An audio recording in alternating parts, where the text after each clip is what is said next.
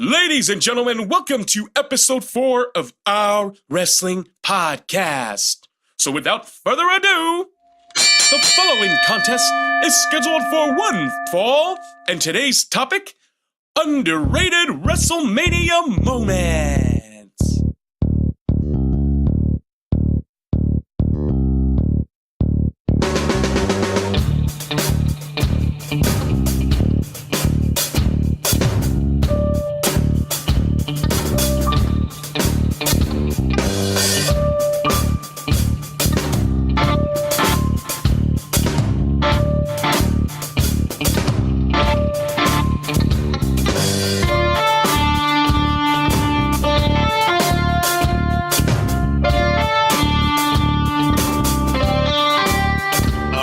To the O.W.P. This is our wrestling podcast. This is Dave along with Jess and Cuz, bringing you our perspective on the world of professional wrestling. No inside sources, no ties to the industry, just the diehards sharing our opinions with you. And now on to our topic today, underrated WrestleMania moments. I want to include some matches too, but there are some moments, like part of matches, that I feel that we should have the liberty to bring up. Because a lot of people talk about, Hogan versus Andre. Everybody talks about that moment when he slams Andre and pins Andre. That's like a defining WrestleMania moment. Yeah. The stare down between Hulk and Warrior. Yes, the stare. Sorry, yeah, that's completely like talked about. Not underrated. The stare down between Hogan and Warrior, and then Warrior pinning Hogan clean. That's like everybody talks about that. Savage and Hogan. Rock and Austin, WrestleMania 17. Like everybody talks about those moments, and the Austin turning heel. Everybody talks about that stuff, but there's so many other moments that I enjoy when I watch and I go, God, like that was either a really good match that nobody talks about because it got lost in the shuffle because another match on that show stole the thunder, or that moment just nobody talked about. Like maybe it wasn't scripted to be a good moment. Like Bundy elbow dropping the midget, was designed to be like, arguably that was really the first WrestleMania moment when you think about it. The Bundy, because it was a clip that they knew would probably make the news. And like, that's what they wanted. Obviously they wanted the Hulk and Andre stare down, and it did. It made every cover and all that. But Bundy like elbow dropping this goddamn midget, like was the first true WrestleMania moment that everybody remembers. Like everyone's like, oh, isn't that the guy that squashed the midget? Like, so like there's sub moments like that, like little under moments like that. And one that comes to mind for me was WrestleMania 6. It was Demolition taking on the Colossal Connection, which was Andre the Giant and Haku for the WWF tag titles. And Andre and Haku were champions coming in. And if Demolition won, they would tie the Wild Samoans record for 3 tag team title wins. They would be the second tag team ever in history at that point to win 3 WWF tag titles. What a golden opportunity here for Demolition, Jess. A chance for them to three-peat.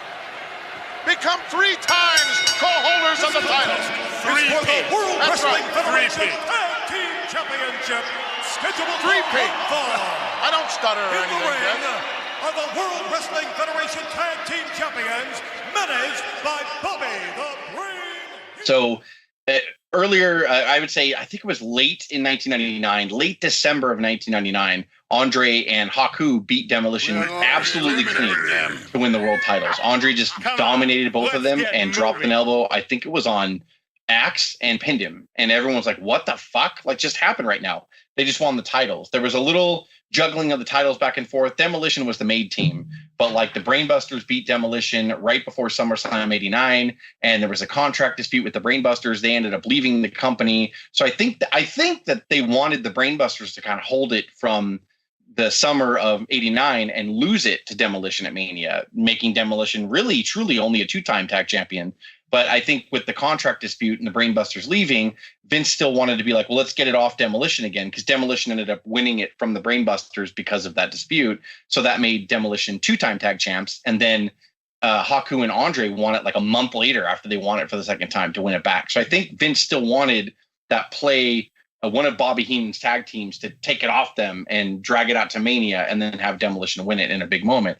But it just ended up being a historic moment because they tied the Samoans. And if I'd say go back and watch this match, not because of the quality, because Andre was pretty much decrepit at this point. Yeah. And he was almost done. And literally he was on the outside of the ring the entire match for this match. Haku did all the work because Andre could barely move. And when he did get in the ring, he had to be by the top rope holding it. so he wouldn't fall over legitly. I mean, his back was so shot, his knees were so shot, he was just in a bad way. But Vince wanted to give him the tag titles as like a thank you, I guess, especially since the Brainbusters kind of defected back to WCW. I think he wanted to be like, okay, I still want to take the titles off Demolition. I just don't let's give it to Andre and Haku and kind of give Haku a little thank you and give Andre a huge thank you because he's Andre. So, because really after the Hulk Hogan moment at WrestleMania 3, Andre slowly went downhill health-wise. So it was nearing the end. So the match itself was pretty poor, and it was just really Haku in the ring the whole time. But when Andre finally did tag in, Haku accidentally kicked Andre in the face with his crescent kick and knocked Andre. Andre did the whole fall back into the ropes and tied himself up in the ropes, So you look like a big, like woolly mammoth, like tied up in the top rope. And then Demolition double teamed Haku and did their Demolition finishing maneuver where Axe puts the opponent across his knee and smash drops the elbow from the second rope on him. And when that ref counts 3, I want people to watch it because this is the moment that nobody talks about. That every single 68,000 people, every one of them jumped up on their feet and cheered Demolition winning the tag titles for the 3rd time. And it's legitly a really cool, if you like crowd pops, like if I really love when the crowd pops. This place is going crazy. Bobby Heenan over trying to free the Giant. Can he make it in time? Look at Andre. He's tied up. He can't get there. There it is. Over for the cover. It's over. New tag team champion. The winners of this match and new World Wrestling Federation tag team champions. Because I feel like that's the ultimate tribute to that moment. Whoever booked that did a great job. The performers did a great job. It's the most realist time in wrestling. Yeah, it's like the crowd approves of this moment. Like it's a huge pop. And this pop that they get is pretty fucking fantastic. And the match was only number 2 on the card. Coco and the Model opened the card and then went right to the tag title. So it wasn't like it was booked to be a big moment, but this moment of Demolition win the tag titles for the 3rd time and that moment, just go back and watch it when the ref counts 3. It's pretty fucking phenomenal. And nobody talks about that's what I'm talking about to set the tone for this. And some might be bigger or not as big as that moment, but that's a moment to me because like Demolition was over and like they did back then. It's hard to relate to now. If someone in their 20s is listening to this podcast now, they're like, what's a moment? Because like that never happens anymore, really. Like they do, but they don't. Like, but winning the title for a 3rd time, I know Jericho is like 527 reigns into the Intercontinental title, and Jerry Lawler won the USWA title 572 times, and Randy Orton is a 10-time world champion, and John Cena can, if he wins it one more time, will tie Ric Flair's record. All horseshit, man. Like back here, like titles meant something. When you won something for a 3rd time, it's like the company. The company believed in you. It's like getting a big promotion at work. You get promotions at work and you get raises and you get to be put over other people, over departments because you are an asset to the company and you bring in a greater revenue to some extent. Well, that's what it meant when you got a wrestling title back in the day. Like that means you sold the most merchandise for the most part, or the company said, okay, this gimmick can really appeal to these people and like they can really get over and we can spike ratings. We can, get people to come to house shows. We can get people to buy more pay-per-views because this particular tag team or singles wrestler has fill in the blank championship.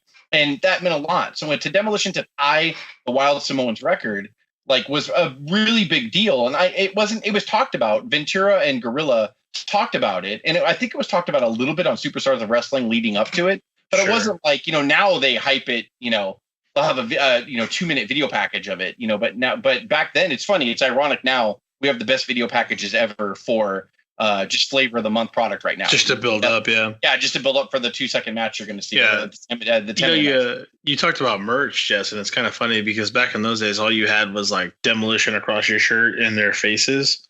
I mean, just imagine if they sold Dominatrix merchandise with Demolition on it. It would have just made a killing. I'm just saying. Especially during the Attitude Era, you could fucking make a pretty penny. You know what? They should probably think about it now. I bet they'd sell the shit out of that stuff with the WWE logo on it, and it's just the crop holders and the the whips and chains. I think they do quite well. I still find it amazing that when you look back on these guys, like you said, if you put a 22-year-old kid to watch a Demolition match, like why the fuck are they wearing stuff where? You're sitting there. just like fucking. They're wearing shit that they would, go and have dominatrix sex with their wife in the bedroom. They're wearing black spiked underwear with assless chaps on. Yeah, they just and then it's really funny. It's not only will the 20-year-old think that's funny, but I mean just in general, just the value of a title. Like people now are like, yeah, whatever, New Day is 9-time tag champion. Yeah, and it's like they want them to be the most. They want them. And I'm not downing New Day. It's just like, but back here it meant something. Now it's put on you. So people say, wow, what does it matter? It's scripted to be put on them. Well, I would agree within the last 10 years that's true. But before that, you actually had to draw. That wasn't the case. Company. Yeah. Like again, like a top executive would in an office, to get promoted to vice president of sales or whatever. Like you had to produce, you had to make money for that company. So when you got a title put back on you, like I said, when you got a title put on you back in the day, you advanced the company. Like I can't stress that enough. And that makes it a competition. There's a reason why Brock still holds the strap from time and time again. I dispute it now. I don't think the titles mean as much now. No. I think it's convenient. And I love Brett. I love Brett too. But I love Brock, and I think Brock's doing a great job. And for a part-time wrestler, like you're thinking I like that. Less is more. I like that a lot. Every time he comes in, bro, it means something. It really does. I think Brock is so convincing too. I mean, but that's that's a topic for another thing. But sure. I mean, I'd say something stupid. I don't necessarily think they put the title on Brock now because he draws the most money. I think they're paying him the most money, and they want to get the best use out of him. That's the difference between today's wrestling and yesterday's wrestling. Hogan might have made a lot agreed, but Hogan drew the majority of the fucking house for the most part. Exactly. That's why Hulk was champ for 4 years. That's why. Yep. All agreed. Yeah, I don't have any problem talking about the topic. I don't have any disagreement with it based on the time and era. Do you want to talk about something we could disagree on? This is going to get dirty in this motherfucker. I'm just saying. So let's talk about underrated moment. But we're really going to disagree as to why it's underrated. You want to talk about Edge and Foley? You want to talk about it? Come on, man. Well, I thought we were supposed to talk about moments. Why are you going to shit on the moment? It's not a bad moment. What are you talking about? The moment of demolition? Or are you talking about? No, I'm talking about because you're going to bash Edge. So I mean, like that. No, I'm not going to bash Edge. You're like Bruce holding the football. I promise. Charlie Brown. Kick the football, Charlie Brown, and you're going to fucking move the football. I feel you're going to move it on me, motherfucker. We're supposed to be talking about Mania moments that are underrated, not moments that Dave hates Edge for, and he wants to talk about the other person. No, it is an underrated moment. We just didisagree as to why. I mean, are you going to deny that? You're right. I should open my ears. Go ahead. Yeah. Open my ears, close my mouth.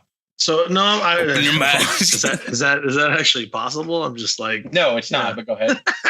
Just start yelling in the middle of it. I'm tying my shoes right now. Take advantage of it. Oh my god! And get a drink and take a piss. All right. So, and by the way, guys, I had to be told, hey, Dave, before you totally underestimate yourself in your judgment, you need to watch this match.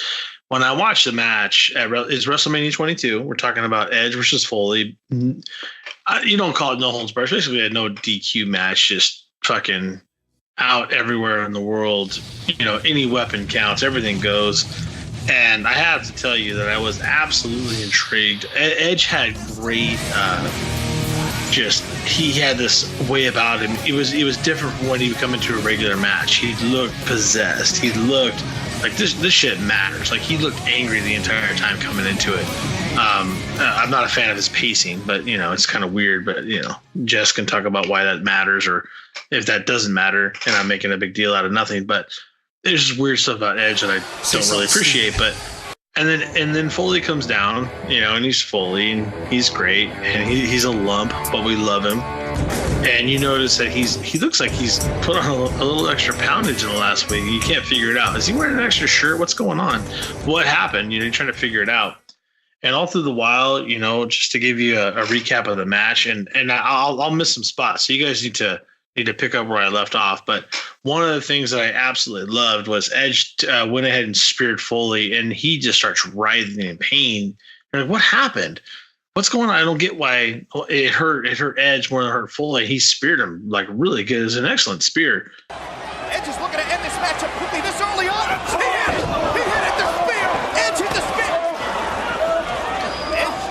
Edge may have perhaps dislocated his shoulder, hit that spear. I mean, this has been all Edge thus far, taking the hardcore fight. Wait a minute, you're right. Edge is hurt worse than Foley here. Maybe a lucky break for Mick Foley. Wait a minute.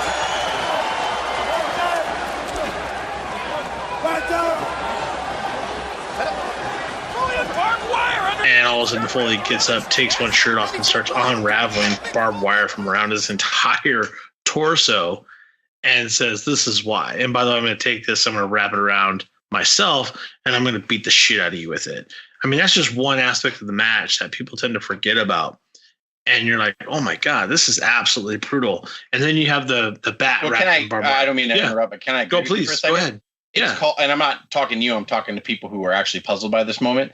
It's called psychology. I know it's crazy. Yeah, I know it's crazy. Yeah. And people don't know what it is now, and it's hard, because if there's not 25 high spots and people kicking out of people's finishers 32 times in a row, it's not a good match. So this is called psychology, where they built it, where it was a matter. So it was like good.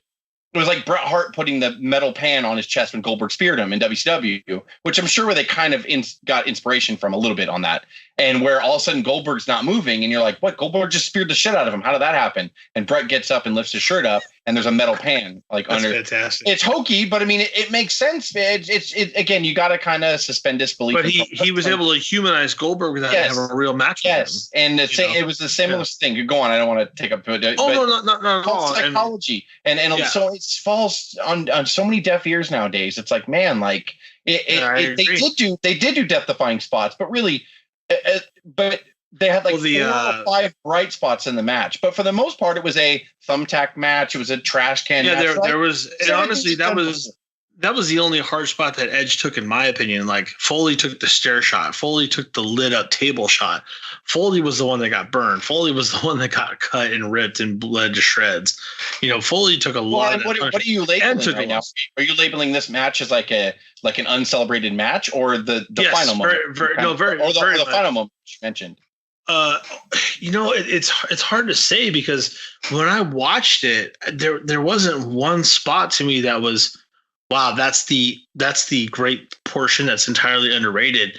There were some spots that Foley did, the psychology piece. There was the absolute heinous stare shot that he took. There was, and then the lit table shot that he took. It was just the entire match itself. When you watch back on it and you realize it's a mid-card match, and what they did to each other, and is absolutely incredible to me and entirely underrated. And you guys convinced me on that. And I'll admit to that. It's just, and we can go into, and you can add to it too, Jess. And Cuz too, jump in any time. I think where I disagree on why it's so great, I'm thinking it's like 99% Foley. And I know there's a lot of Edge fans out there that would kick my ass. And Edge is a great man, and we talked about this earlier. Just Edge is slightly out of my top 10. He's definitely a Hall of Famer, totally worthy, but not in my top 10. It's an opinion. I have issues. Some people don't like that. But when I watch the match, maybe that's the bias of it. I really believe that Edge could not have done the majority of the stuff that he did, and he took the tacks. The tacks are brutal, by the way. Good God, he probably had like a couple hundred tacks in his back. It seemed like it was so bad. But Foley in itself, this is the man that creates matches like this that you will always remember. And the only reason why this is kind of underrated is because of the triple threat match for the world title towards the end of it, which was absolutely insane. And someone like Rey Mysterio winning the title. So it kind of overshadows a fantastic no disqualification match like this. But the only thing that we disagree on, I think, is that I think it's more Foley than Edge. It's not a 50-50 thing. To me, I think Foley controls that. I think Foley puts this together. I think Foley sacrifices his body like he always does to make this as great as it is. But that's my opinion. I don't know where you guys want to jump in on that. Cuz, goddamn it, what do you think? I thought Edge had a good part to do with that match, actually. He sold his part. He took his bumps. He still had, the spear, that's him. That's him doing it too. But I mean, Mick Foley, he takes the biggest, the more risks, I guess, out of the two. But still, Edge he has to, by the way. He has to do it because I don't think it's like that big of a landslide. 90. What did you say? 90% Foley? That's like 80%. I mean, I think it is like the Foley prototype match, and Foley I think probably led it, of course. Yeah, what they did was leading up to it. It's Foley never really got, not never really, he never got his WrestleMania main event. He always wanted that, and then he got it at WrestleMania 2000. But it was that 4-way match with the McMahon in every corner. But what happened is Foley in February of that year of 2000, Foley lost a retirement match at No Way Out 2000 to Triple H. Right. Yeah. Where they redid the Hell in the Cell thing. And it was following their amazing street fight from the Royal Rumble 2000. Great match. And Foley lost, which is a fantastic match. And Foley lost the No Way Out match a month later. And that was it. And then McMahon, before WrestleMania 2000, and this is behind the scenes, what really kind of felt guilty, like Foley retired. Foley was serious. He was like, I might come back here and there for a couple matches here and there, but I'm done. Like I've done everything I need to do. And like, again, if you don't really see me as a main event guy or like your guy, I get that, but I'm done. I'm done putting my body on the line and I'm done. I feel that you've taken advantage of me and I've taken advantage of you in the best way possible. And I got to go. I got to retire.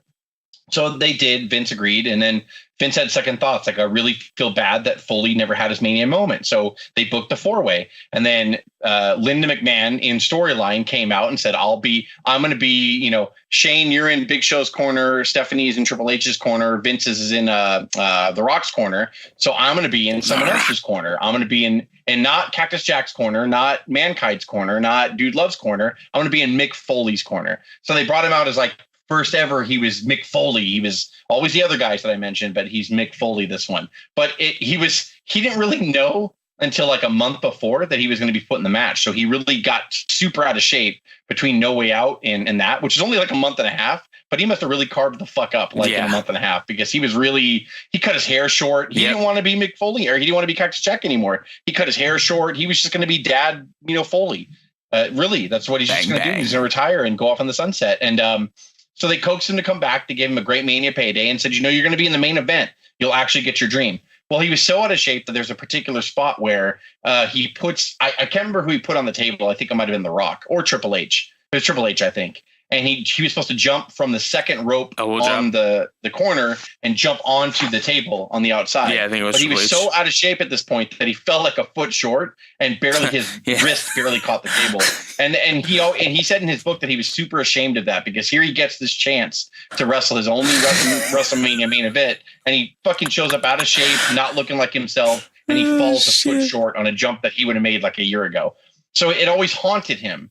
And he knew that he would never get the main event spot again. So years later, which is 2006 was 22, I think. Yes. Yeah. 2006 was 22. And he comes out of retirement and does a program with Edge. And he really said, I'm not going to be the main event here, but I want my moment. And like, he wouldn't be denied. And that's when he designed, they'd been doing I think they did the fire table in ECW once. And they also did the fire table in a lot of indie promotions leading up to that. It was just kind of a hot thing. You put the fucking table on fire. So Foley said, I want you to spear me through a flaming table. And Edge is like, huh? And he's like, yeah, fucking let's just do it.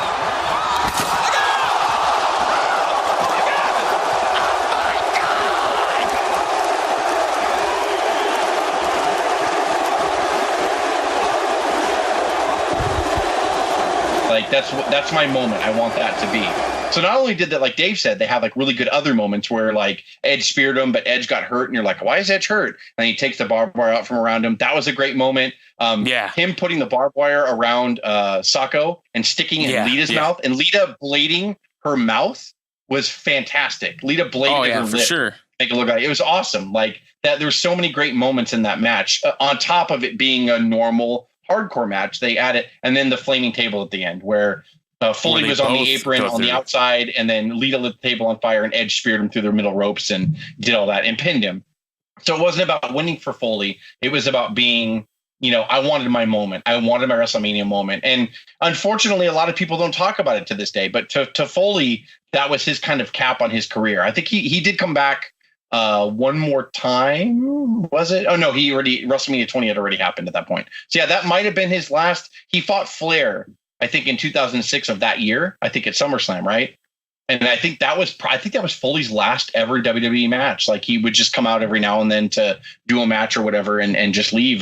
But that was really it. And he really, at WrestleMania, he wanted that moment for himself. He wanted to be like, I did something. And sadly, we're putting it on this list because it's an underrated moment. But in my mind, I will always remember it because I think that Foley's not celebrated in general as much as he should be because he was totally different. Like we can say The Rock is the same as Hogan, or we can say that Austin is the same as fill in the blank, or we can say that Cena is just like Hogan or The Rock or whatever. But there's nobody that was like Mick Foley.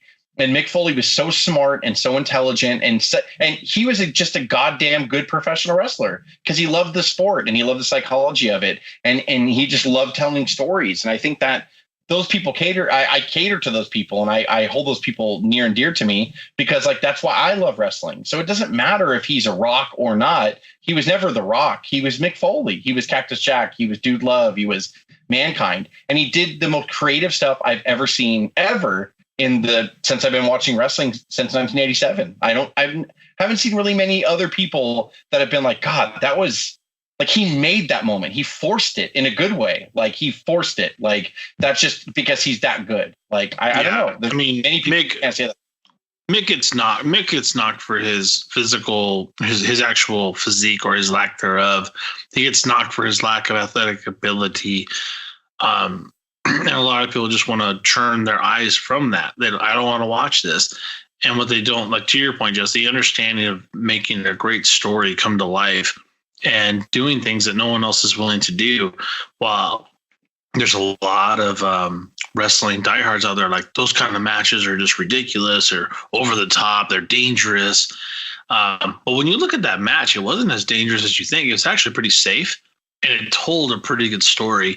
Actually, an outrageously good story, and that's what I'm saying. This is Mick Foley 101. This is taking you to school. Like if you said it's not. It looks really dangerous. And Foley earlier in his career did a lot of really dangerous shit, and because he was trying, but then he learned it after a while when it kind of became part of the art form. Foley was the master of it. He kind of created a lot of it, and so it became this safe match where both guys, I'm sure, were bruised and sore. Sure. The next day, but like you said, it was really controlled when you really watch it. And again, that's how good Foley was. I think he put the bow on his career nicely, which, I'm sad because it made this list because we're talking about underappreciated moments, but I appreciate it. And I think it needs to be talked about. Yeah, like this was his body of work is amazing. I mean, think he comes into this promotion where Jim Ross begged Vince to take him. Vince is like, oh, the guy's fucking fat. No, like he's dangerous. He's crazy. And then when they first talked to Foley, like Vince is like, he fucking talks like a normal person. And Jim's all, yeah. Would you think he was really that guy? That's how good he is. He's making you think he's fucking insane. And then like he gets right in there. He gets put with the fucking Undertaker, which he can crush your career in a second if he doesn't like you. And he's like, God, this guy Foley's good. So much, in fact, that after Michaels won his first world title when he beat Bret at Mania 12, Foley was like his first big opponent, and they had that amazing match at Mind Games in your house. Yeah. And Michael said in his book, like, I was nervous to get in the ring with this guy, but then when he started talking to me and he was like hounding me about like, yeah, let's do this, let's do that. He realized like, oh shit, this guy's a genius. This guy's fucking amazing. Like he's that good. Like, oh wow. And then, because his exterior was out of a frumpy, round guy who was dressed as like this crazy person that would rip his hair out of his head.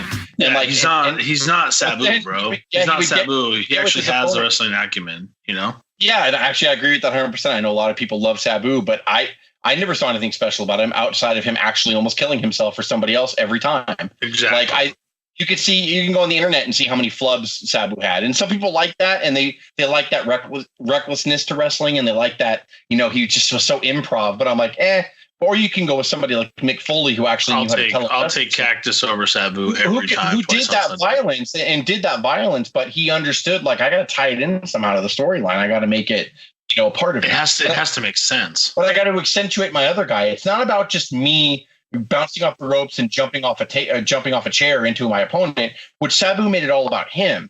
Whereas Foley's like, I'm going to take a lot of punishment and I'm going to do a lot of things, but I'm going to tie it into what this other guy is good at. And we're going to tell a story in this match. It's going to lead to something, And by the way, did they make the right move at the end? They made the right move where they said, look, Foley's pretty much done here. And this is Edge time. It's his time to go over. So he put the young buck over, right? And one thing I'll say about Edge that is complimentary to this whole thing is Edge is quite malleable to any situation. And I think he said, I trust you. Let's go. That's Edge. You gotta appreciate that, because that's not a match that Edge is accustomed to. It's not a match that Edge would go, let's draw this up. This is not who Edge is. But Edge is like, okay, I think that you're right, and I think that this is going to be great, and I love your barbed wire idea, and I love the table idea. Let's do it. And I think a lot of people at the end, especially when Foley got really like a big veteran and people really understood who he was, I think people like wanted to, like Triple H in that match at Royal Rumble 2000. Triple H is like, he knew like I'm gonna get the shit beat out of me, aren't I? Like, and he knew it. He got backdropped on that crate and he fucking punctured his calf, and like, and that was not planned, obviously. But yeah, Triple H took the thumbtacks. Triple H took like all this stuff, and it was just a beating that he took because he was going to go over in the end. But at the same time, I think that was Triple H trying to show everyone, like in the back, like, all right, I'm going to let this guy beat the living shit out of me, and I'm going to wrestle his match, because I almost felt like you had to go through that with Foley. For Foley to respect you, but for B, for you just to see that side of what wrestling is and what Foley really did. And people that I think went through that process with Foley were like, wow, no, this guy's pretty much a genius.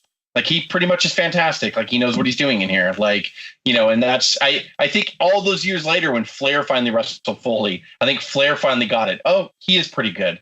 Because for years, Flair was like, no, he's a stunt man. Yeah, he's not good. Like, he has no psychology. But then I think when he really got, finally, when they were super old in 2006, like, I think Flair went through it, and Flair took thumbtacks. Flair went through the Foley boot camp. Flair took the thumbtacks. Flair took this. Flair took all that. And so Flair, I don't know this for a fact, but yeah, so did Orton. And that was a good beating for Orton to take, because he was a rookie, he had to learn. Great match. And I think even Foley, I don't think Foley wrote it anywhere, or not Foley, sorry, Flair. I don't think Flair wrote it anywhere, but I think Flair at the end was like, well, fuck, this guy does have a method to his madness, doesn't he? He is good. Like, and I probably should have listened to him years ago, but I think this match is a tribute to Foley. I love the selection, for this topic, and I think that both Edge did his job. But you're right, it was more of a Foley clinic, and I think it was more of Foley kind of putting the bow on his career, and it was a moment and a match on both combined. That he had come a long way from not the Bulldogs, the Steiners breaking his fucking jaw, right? Came a long fucking way. Bulldogs. It was Bulldogs. I was right the first time. My apologies. Would you agree with Dave that it was 90% Foley? No. I think that Foley called the match. Here. I think Dave is he's biased against like two people for sure, three people, two people and someone's style choice. He's against AJ's hair.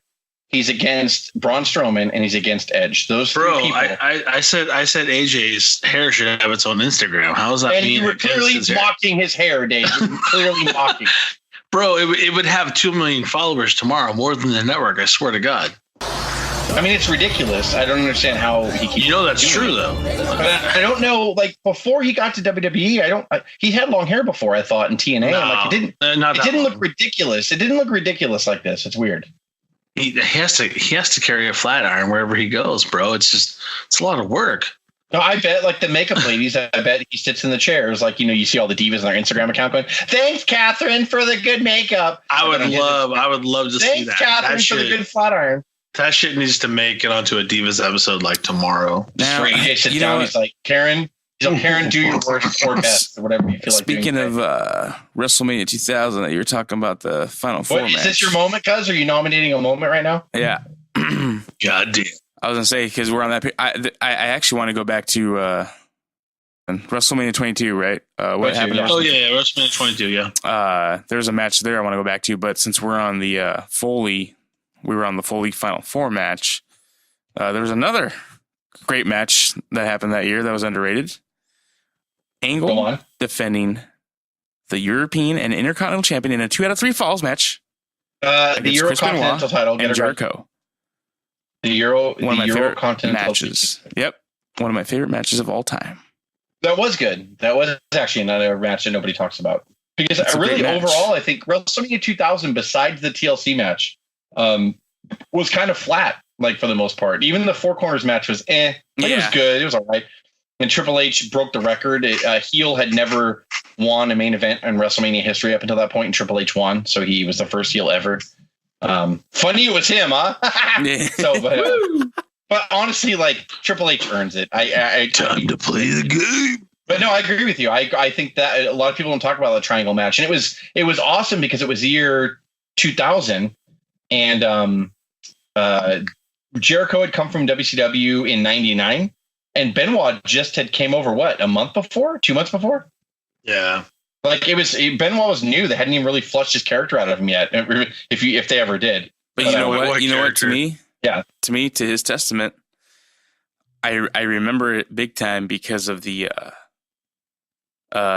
you can say psychology of Kurt Angle, because when he lost that the Intercontinental in the first fall, like just like how he plays, like how he's just disappointed and shit. It was the way he plays it. The first fall was what was the first fall for? The IC belt or the IC belt? Jericho Benoit did a headbutt to Jericho, a diving headbutt, and he pinned him. So it was a 3-way match, and there was 2 falls that were going to be allowed in the match. The first one was going to be so there's 2 matches in one, basically. It was a 3-way match, but it was for both titles. But each title had to be decided in a separate fall. So whoever won the first fall was going to be Intercontinental Champion. Whoever won the second fall was going to become the European Champion. Sorry, I just wanted to.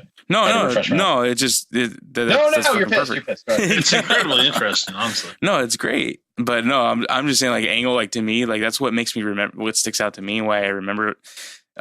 Mainly is because of Angle, his psychology, the facial expressions, his extreme disappointment, like when the he lost frustration, the like the almost like crying face, like when he would pin someone and they kick out, and then like he kind of had like almost like a crying looking face, like, like he's selling it big time, like, well, I just gave him everything I got and he still kicked out, like, like that type of look. Like that's why it sticks out in my mind, is because of him, but obviously too because it was a great match and you had 2 other greats, Jericho and Benoit.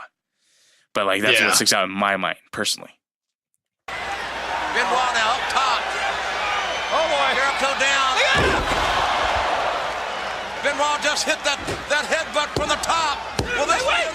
Yes. And Benoit is the Intercontinental Champion. The winner of the fall and new Intercontinental Champion, Chris Benoit. Way to go. And Benoit, the specialist, it's seamless.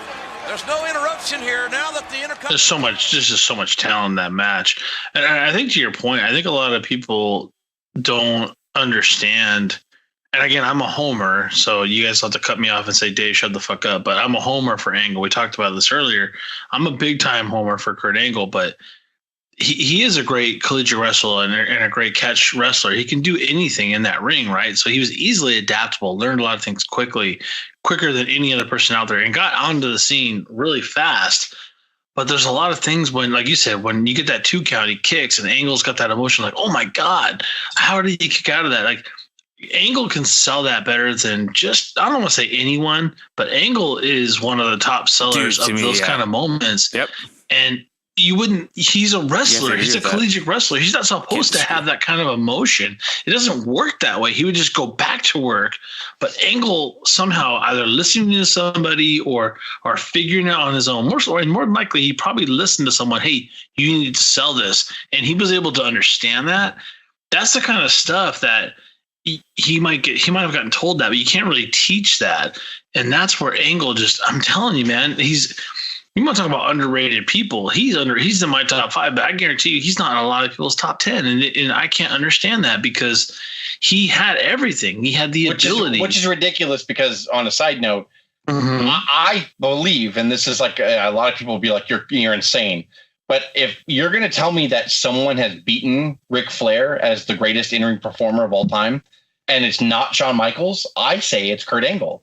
Because that's insane.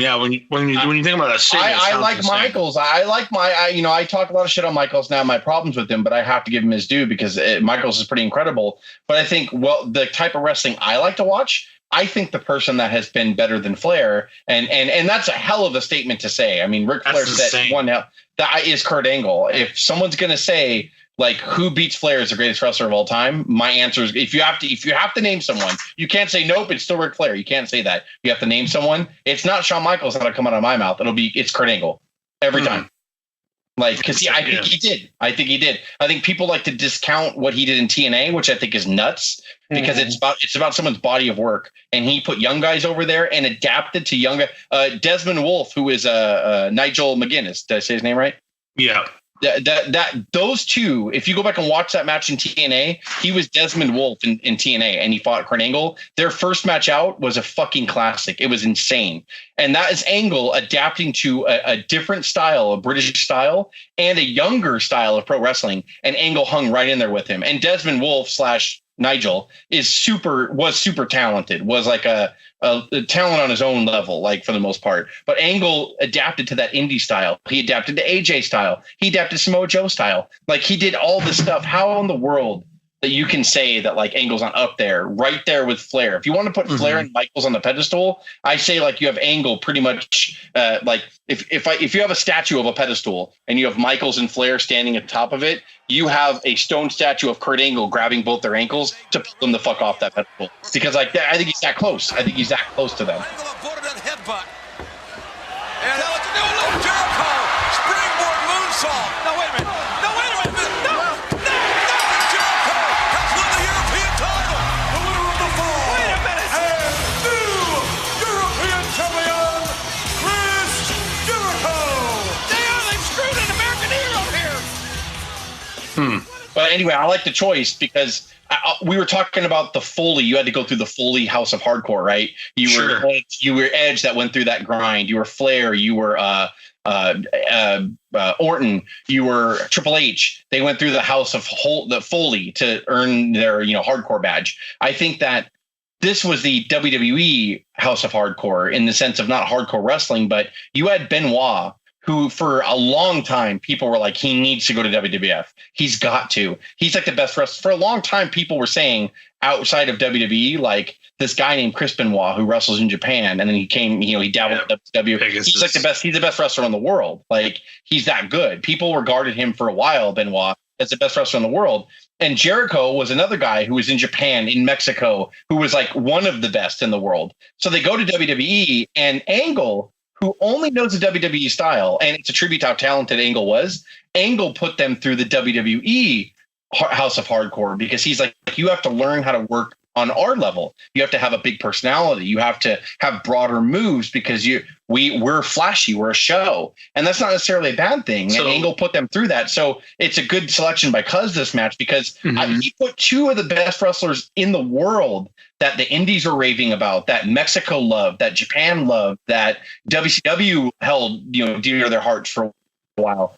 And then he brought them in, and you think, Jericho and Benoit are going to steal the show. And Angle stole the show because Angle put them through the WWF ringer. He showed them, no, this is how you do it. Like, this is what you do. I would like to follow it up after that, though, after that match, once we're done talking about this match. Oh, yeah. So before you do, Cuz, are you saying, Jess, that Benoit and Jericho wouldn't have had the success they had in WWE without Angle, quote unquote, showing them the ropes? No, I think this just happens to be the match that did it for them for the most part. I think it would happen. It would happen eventually anyway.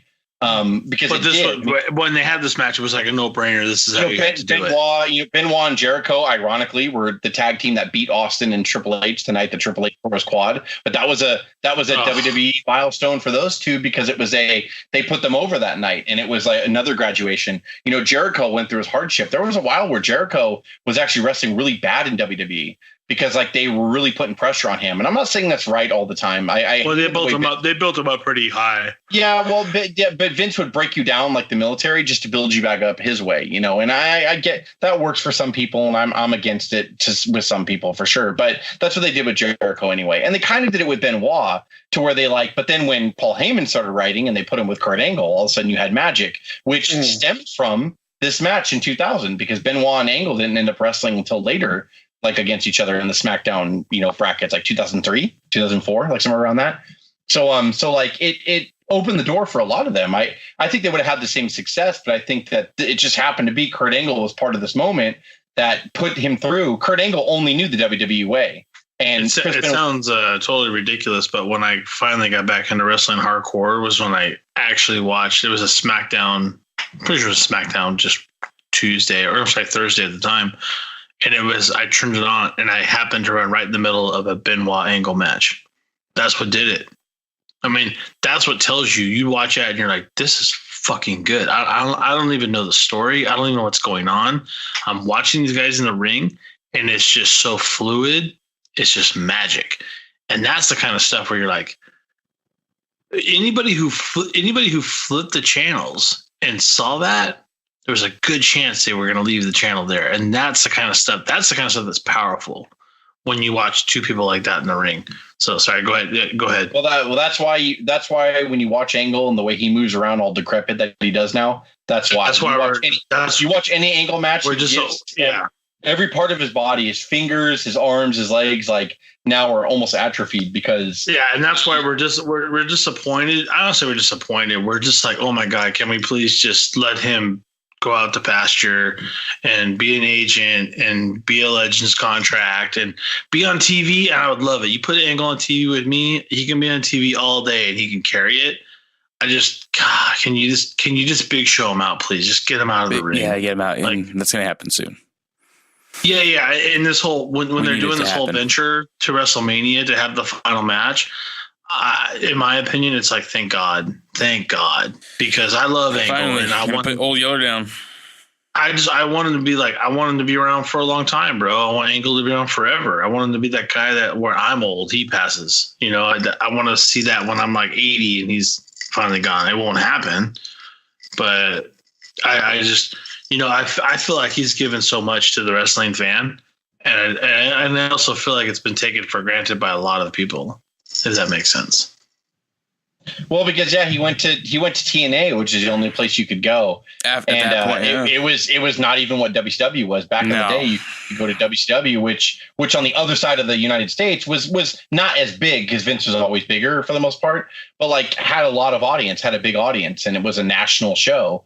And but TNA was never a national show. It was just what kind of became up at one point to be sort of number two. And like he went there and he made a huge difference, in my opinion. If the management of the company was better, it would have been a different story. But I mean, like, I don't discount what he did over there because I watched TNA because of Kurt Angle. I stayed watching TNA for all those years, and he had some incredible matches with those guys like Sting, Jarrett, AJ especially, Desmond Wolfe, Samoa Joe. Like it was amazing. Like Samoa Joe, his match with Samoa Joe, all classic. Yeah, Samoa Joe, just. Yeah. So what's your other match, Cuz? Coco Beware in the model. You're right. I love it. Good. The next match I want to talk about, and it hits on all points. It hits on Kurt Angle. If we were talking about how Jericho and Benoit back then, you can say, I guess they were the equivalent to the indie darlings. But if we go back to WrestleMania 22, let's say we had the darlings of the other side of the pond. And in this match, I'm talking about Kurt Angle versus darlings of the big time, Rey Mysterio and Randy Orton. Great match, I think. And I think it's very underrated. So you can say it's the opposite, but with Angle included in it still. You can grab your beer and we'll discuss. You can come right back. I think that's a great match, by the way. My thing is, when I started to look at the card, and I'm looking at the card solely. I'm not watching back the entirety of WrestleMania 22. But that match seemed to me like that was the moment of that WrestleMania. Just, I don't know if you feel the same way, because I that triple threat was phenomenal. And then that's what I was sorry. That's what I didn't get that I forgot about. And now that was the other point I wanted to make about that was, you had the best in the world. When it was Angle, Jericho, and Benoit, like considered, as far as WWE guy, there was almost no one better than Angle. And then outside of WWE, if you wanted to name, a couple guys. But in 2000, at that point, Angle wasn't Angle yet. No, remember he started late '99 and he lost his undefeated streak to Taz at Royal Rumble 2000. No. Yeah, Angle wasn't. We look back now and we realize who he was, but he wasn't. Angle wasn't considered like the greatest in the world at that point. He was good. He was over. Don't get me wrong. He was over. But like it was. My comparison was more of like he was the WWF way from day one. Whereas Benoit and Jericho had to get broken and rebuilt, sort of. So maybe that's what I mean. Sorry. To your point, because it is underrated, right? No, it's an underrated match. But what I mean was, as far as Angle being in it, I just mean Angle being in it in general. As far as two underrated matches for me, and as far as in-ring work and wrestling wise, Jericho, Benoit, and Angle, that's what I meant. As far as being the best, you had the best of the rookies basically in that match. Kurt Angle, Jericho, and Benoit. Angle just being in the match is what I meant. But then when I meant like with the Angle versus Jericho, Benoit, Jericho and Benoit were those guys, exactly. Those guys that had to break into the business. So, that's why I was saying they were the equivalent to what would be an indie darling today. Someone on the indies working their ass off and that they want to see in WWE. So that's why I was saying my other favorite underrated moment or match, I should say, is Kurt Angle included in this match versus the other side of the pond, in that these are two guys that are considered big time stars. And I wouldn't. I'm just being personal. Yeah, I would not list this match, but I give you props for mentioning it, because this topic is about kind of underappreciated moments, or even forgotten moments, if you want to translate it into something different. So I think it's a good choice. I wouldn't have chosen it, not because I'm criticizing it, but just because I don't think it would have came into my memory. I don't think I would have thought of it. No, I thought, to me, and that this is one of my favorite matches too. And I like how it's like you see Angle, he's in it with who would be considered indie darlings back then, Jericho and Benoit, and then you see him with these guys who would be considered, the top of, as far as the elite of wrestling at that time, Orton and Rey Mysterio, and just how great the matches were, both of them, and they're underappreciated. I love it.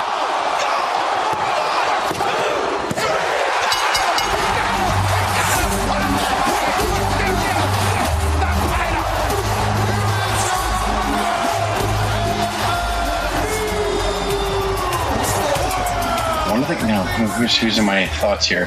Kurt Angle is one of the guys I'm pulling from this moment. And I'm going to go back in time a little bit. Well, a lot of people talk about this WrestleMania, and a lot of people talk about this is the perfect comparison between a WrestleMania moment that we celebrate or talk about a lot versus something that we don't talk about.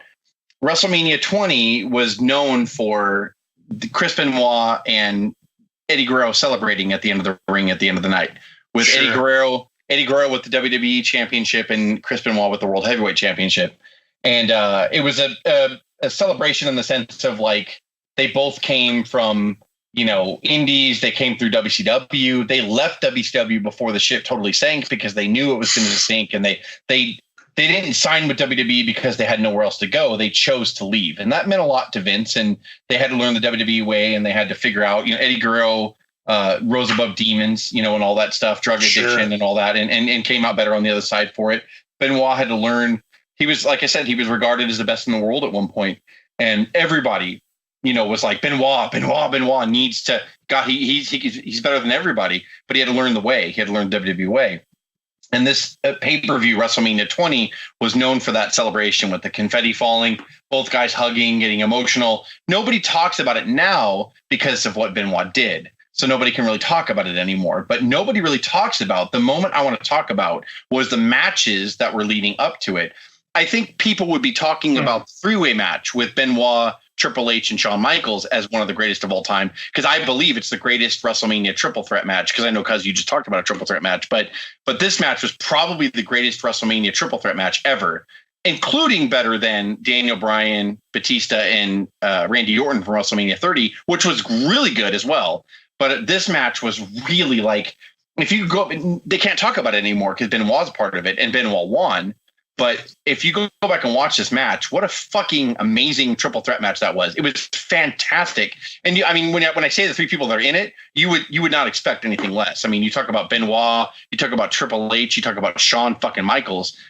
This match was awesome. The ending sequence was just genius. The way Benoit finally got him. Chris Benoit backdrops Michaels over the top rope. Michaels is bleeding like a pig, by the way. And he puts Triple H in the crippler crossface. So everyone's going tap. But the way the camera pans is you expect Michaels to pop up from, the side of the ring that he got thrown over the top of and come in and break it up. And so you had two different emotions going on. You had, oh my God, like, Benoit, you got to make him tap. You got to make him tap. Because at any moment, Shawn Michaels is going to fucking come back in this ring and break this up. You got to go. And then Triple H rolls him over to roll out of it. And then Benoit rolls him right back into it and ends up relocking the hold in the fucking middle of the ring. And then now you're like, okay, Michaels is definitely going to jump up. Definitely Michaels is going to pop up and break this up. And it doesn't, and Triple H taps, and the place goes fucking bonkers. Triple H, he's still alive. There's life left. Great. The game is being tortured by the Wolverine. And it's all out. No, we're getting countered.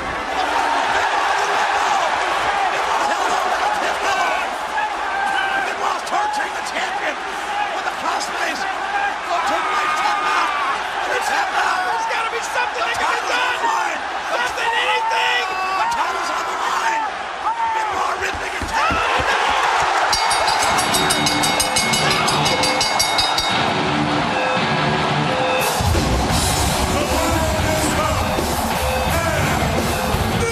And it's one of the best matches, one of the best ending sequences I've seen at a WrestleMania.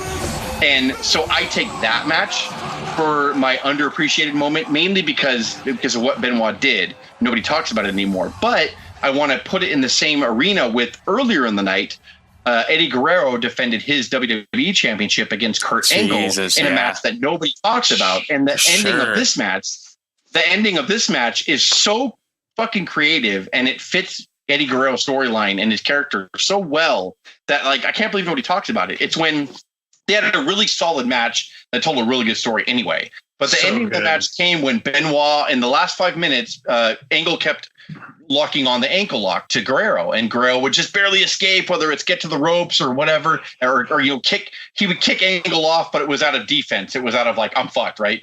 So then he would keep unlacing his boot little by little. And then finally, when Angle grabbed him, Eddie unlaced it all the way.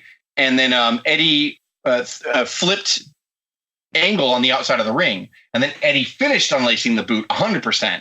And then it did this awesome moment where Angle jumps up, like comes up and looks over the ring apron and sees Eddie Guerrero, what you thought was nursing the injury. And then Angle gets that look in his eyes, like, I'm going to come after you now. I got you. And it was it's total WWE, this is the best. Like, you know, people make fun of Kevin Kelly and Vince McMahon with the shaking camera, and I hate that shit. But when they do stuff like this, like remember when Vince came up over the apron and he was all bloody against Hogan? Oh, and he had so good. On his face? Like, this was similar to that. Angle pops up, and they have a picture of him coming up, and he looks at Guerrero holding his ankle with his boot untied, and Angle's like, I fucking got you, fucker. And he comes back in the ring, and he grabs the ankle lock and pulls him in, and you think, oh, fuck, it's over. But then he jerks. Guerrero kicks with his other foot. The boot comes off in Angle's hand, and in the confusion, Angle's looking at the shoe like, why the fuck do I have Eddie's boot in my hand? And boom, Eddie rolls him up in a small package and pins him.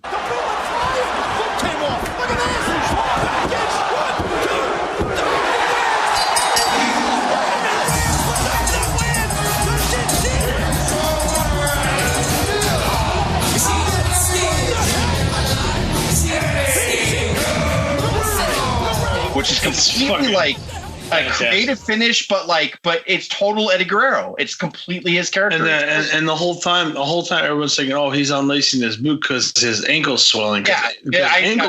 Angle's put him in the hold like 4 times already. Yeah, you know? and so nobody talks about that match and that ending, and I think that's an underappreciated WrestleMania moment / match, because both those matches, you know, culminated to make the ending scene that we all talk about, the celebration, but nobody talked about. Because the celebration is not underrated. You're talking about the matches that led to it. Yeah, and the only reason why nobody talks about the celebration now is because of, again, what Benoit did, and nobody talks about. I think people would talk about the triple threat match all the time if Benoit didn't do what he did and he was still alive or whatever. But no, I don't think anybody really talk about the Angle and Guerrero match, and they should, because it was a really, really good match. Like, so I nominate that those two combined that led up to the celebration. This is in the ring. Eddie Guerrero, the WWE champion. But let's not forget the history of these two men. Eddie Guerrero, with a heartfelt embrace of his friend. So the celebration is what everybody talks about and remembers, but the match, especially the match with Guerrero and Angle, people should honor and think about. Because again, psychology, Like just a great, what can we do that's been different? It's the middle of the card. It's not the last match. Well, I think it was second to last match, but it wasn't the last match. So what can we do? Like, what can we do it doesn't need to be a WrestleMania feel good send home moment. It just needs to be Guerrero defending his title. What's more perfect than his character? It's kind of like when Guerrero used to throw the chair at his opponent and make a banging noise with it, and then the ref he would fall down and pretend the guy hit him with the chair, and the ref would disqualify the other guy. And the guy's like, dude, he just threw it in my hands. I didn't do it. Which ironically was Guerrero's last match against Kennedy. He was fighting Kennedy and I think it was SmackDown, and like the ref had his back turned and Guerrero had a chair and he smacked it against the mat to make the chair banging sound, and then threw it towards Kennedy, and Kennedy caught it out of reflex, and then Guerrero just laid down like he got hit. And the ref looked at Kennedy. He's like, "Oh shit, you're disqualified!" And the whole crowd went nuts or whatever. And Guerrero like winked and laid his head back down because he knew he did it on purpose. And like it was totally Guerrero. It was totally a great fitting. The moment of this match is like the boot unlacing was awesome and smart, clever, and like it totally fit Guerrero. So I nominate that. Live cheating still, man. Yeah, I think a lot of people don't talk about that moment in that match, in particular, that led up to that celebration that night, and they should. It's an underappreciated moment, I think. Dave, do you have any other moments? Cuz I mean, we talked about, and it's there's so much to it. It's so sophisticated as to why it's an underrated moment. But we talked about Brett versus Owen as an underrated moment, and I think that's a great moment. Just like great match, like, too. Yeah, like that. You know, because we what was the main event? Just like carry us into that kind of over it. It is a great moment that everyone should talk about, but it totally overwhelms, Brett versus Owen. The thing going into that match was Luger and Brett won the Royal Rumble that year, and they both tied each other. They both fell over the top rope at the same time. Yeah. So they didn't know what to do, so they made like a mini round robin or tournament where, the winner of the Royal Rumble is supposed to fight the champion, which was Yokozuna. So since they both tied, they both had the right to fight for the title. So what they did was they made a round robin tournament. They flipped a coin on Raw to see who would face who is crumpling paper. Jesus Christ! Are you eating crackers, Cuz? God, it's like he's wrapping like the butcher when you go and you ask for steak or chicken and they fucking wrap it on the big white paper. Jesus Christ, bro! Popcorn. So what they did on Raw was they flipped the coin, and whoever won the coin toss would face Yokozuna first at WrestleMania 10. Ladies and gentlemen, Mr. Jack Tunney will toss the coin. And again, a reminder, the winner of the coin toss will indeed face Yokozuna at WrestleMania. And Lex, if you don't mind, if it's all right, would you please call it when it's in the air? All right. Jack Tunney, please. Lex Luger called heads. And ladies and gentlemen, heads it is. So Luger won the coin toss, so he got to face Yokozuna first in the middle of the card for the world title. So to make it fair, whoever the commissioner was at that point, I can't remember who it was. Maybe it was Monsoon. I think it was Monsoon. Said that Brett has to fight another guy too. So he's going to face his brother Owen, because at the Royal Rumble, Owen also turned against Brett and kicked his leg out of his leg. And that's why you're sitting there with a bad leg. And that's why I kicked your leg out of your leg. And Owen was a heel. So they said, okay, so Brett will face Owen at WrestleMania 10 first. And then Luger will take on Yokozuna for the championship. And no matter if Brett wins or loses, he faces the winner of Luger and Yokozuna. So that's the way they set it up. So the main event match ended up being Brett versus Yokozuna, and Brett finally winning the title and going over. But what they geniusly did was they had Brett and Owen open up the pay-per-view and had a hell of a match. Like, again, I always say it all the time, go back on the network and watch this match, but go back and watch Brett versus Owen, WrestleMania 10. It was so good. It was so great. And if you watch that match, you were like, why the fuck would this company lead off their pay-per-view, their biggest pay-per-view of the year, with this match? Who's going to top it? Well, I'll tell you who's going to top it. Fucking Shawn Michaels and Razor Ramon WrestleMania 10 goddamn ladder match. That's what's going to top it. So the only reason why people never talk about Brett versus Owen is because of that match. That match was so great that it somehow eclipsed another great match, which was Brett versus Owen. A lot of people say, and it's a lot of people that like to talk the opposite because they like to be different from the popular vote. They say Brett versus Owen was better because they didn't need a gimmick. Well, I mean, the whole point of Shawn Michaels The whole point of Shawn versus Ramon was the gimmick, was the ladder. So it was based around the IC championship, and Michaels got suspended but came back and never lost the belt. So he kept his original IC belt. They made another IC belt for Ramon, who won it in a battle royal / tournament, and he won it, and blah, blah, blah. And that's it. So the ladder was like the third character in that match. Sure. Well, again, like I don't say that Owen versus Brett was better. It's just cynics will say that because they like to be different. But like this match, Brett versus Owen was great. The ending was awesome. The victory roll where Owen pins him and then Owen flips him off when he gets up and Brett looks up finally, and it hits Owen like, I fucking won. And then the ref raises his hand and he flips Brett off right to his face. Like, what a great moment. Like, just that whole match was great. And if it had not been for Ramon and Michaels, that would have been match of the year that year, and everybody would be talking about that match. But of course, and also just like they built Brett and Owen for quite a long time. I mean, they were like, "Oh, I'm pissed at you. Okay, let's make up." And then it would be like, "I'm going to do this," and you could see Owen still slightly like, "I am the guy. I'm better than Brett," because there was always that. Everybody knew who the Golden Boy was, and it was Bret Hart. And Owen, as good as he was, he knew that too. But Owen was also incredibly talented, gifted, and had an ability to just pull you in when it came to a match in the ring. So Owen's right there with him, and Owen himself is incredibly underrated. Let's be honest. I mean, we talk, the one thing we talk about with Owen, unfortunately, is his tragic death. And that's horrible in itself. But I don't think people realize that. Really, in a lot of ways, when it comes to, I want to say, aerial maneuvers, if you will, Owen was the best heart in the family. Brett's the best technical wrestler, probably the best storyteller, the best creative wrestler. But Owen's the greatest area wrestler and the best person to adapt to anyone in the ring. Brett's very much rigid and abrasive. You're going to do it my way. Owen is the kind of guy that's like, yeah, you want to try it? Let's do it. Let's go. Unfortunately, what Owen gets remembered for is two things. He gets remembered for fucking up Austin's neck, and he gets remembered for his death a few years later. And when you start to watch Owen's matches beforehand, even before WrestleMania, even before, WWF, WWE, Owen himself was doing things that nobody else was doing. Owen himself is just ridiculously underrated in so many ways. All you hear about are the ribs, the Stone Cold injury, and his death, at a pay-per-view. And that is quite unfortunate. He's probably by far the most underrated wrestler that you can possibly think of in our generation. That's it. No, I agree. A lot of people say, "Oh, Henning's so underrated." I'm like, no, that's true. That's true too. No, but I think you're right. I think Owen actually is the very definition of being underrated. I think that when people say Rude and Henning are underrated, like, I think, no, they're not underrated. They're rated right where they should be, in a good spot, in a great spot. But I think Owen was not.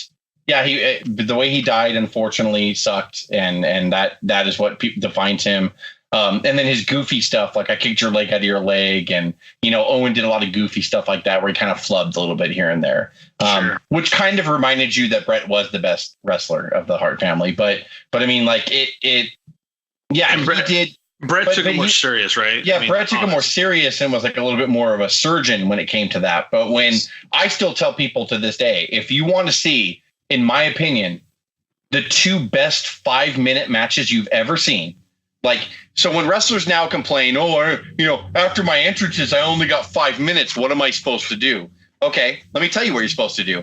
You go home or go in your hotel room, get naked, whatever makes you comfortable, and turn on your network or if you have this on DVD or whatever, and watch two matches that are 5 minutes long. The first one is from Saturday Night's Main Event in 1989, Ted DiBiase versus the Blue Blazer.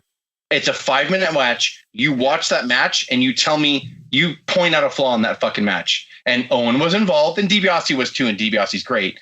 The second match for that example is King of the Ring 94, second round, Owen Hart versus 1-2-3 Kid. 5-minute match. You tell me a better 5-minute match than that, and I will tell you to go fuck yourself the next time you want to complain that you only get 5 minutes. That's two matches with the same wrestler involved. So maybe it's not fair, maybe it's not fair because he is an extraordinary talent, that Owen Hart. But I mean, I don't know what to do with 5 minutes. Well, I just gave you 2 matches. You can go and watch what to do with 5 minutes. They're the 2 best 5-minute matches I've ever seen. And they're amazing, and they're timed perfect. Both wrestlers were very aware of what time they had and what time they had to shine, and they did not waste a goddamn second. Watch both of those matches and tell me I'm wrong. Fight me, bro. Come at me, bro. Come at me, bro. Yeah. I'm telling you, it sounds like from Jess's comments, that Mania 10 match with Owen and Brett is definitely underrated and an underrated match because because of Ramon and Michaels. But I mean, so that just shows you how good that match has to be not as good as Shawn and Ramon. The ladder match, the ladder match changed the world. I mean, they have ladder matches now. I mean, you have TLC, which is based upon the ladder match. You have pay-per-views based upon that first. I don't want to say it's the first ladder match, but it's kind of the first nostalgic ladder match that gets the most attention that changed the course of wrestling history. I mean, when you really think about it. But then you have this match buried into the undercard of Brett and Owen that's just absolutely phenomenal. Reversing in the hitman to the buckle. Here comes the rocket. Ooh! Brett Hart going out. Look at this. He hooks him on the legs, and yes. A victory. No. Whoa. Whoa. Hey. Oh, wow. What do you think of that, McMahon? Wow. It's great. Look at this. What about it now? The world is in shock, Vince McMahon. The world is in shock right now. And yeah, like I said, absolutely phenomenal, guys. That's the end of our podcast for today of Underrated WrestleMania Moments. I just have to ask both of you, do you think there's a chance that we could turn this into a 2 or even 3-parter? I think we have a lot more moments that we could definitely capture here. Oh, absolutely. Yeah. There's so many. I agree. I'm down. Okay. Let's get this going. All right. Well, I think we'll lay some more down. What I'd like to get the opportunity to do here is check us out on YouTube at Our Wrestling Channel or OWC at YouTube. And if you have any ideas related to this topic or any other topic, if it's good enough, we will talk about it. Also, guys, on SoundCloud, we have Our Wrestling Podcast on SoundCloud. Check us out. I think we got some fans from even getting outside of the U.S. already. So we're really excited about that. Thank you for listening. And with that, guys, that's the O.W.P. signing off. Peace out. Peace out. That's the best of the best of the best of the best of the best that this world has to offer.